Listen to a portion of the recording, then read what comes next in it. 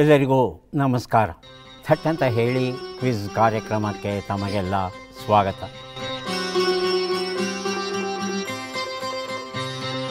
ನಮ್ಮ ಬಾಲ್ಯದ ದಿನಗಳು ಸಹ ನೆನಪಿಗೆ ಬರುತ್ತೆ.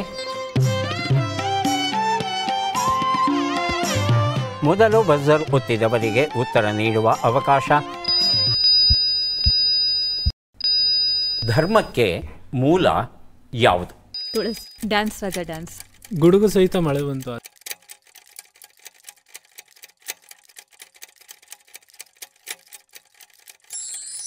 5 ಪ್ರಶ್ನೆಗಳು, 18 ಪುಸ್ತಕ ಕೊಟ್ಟಿದ್ದೀನಿ.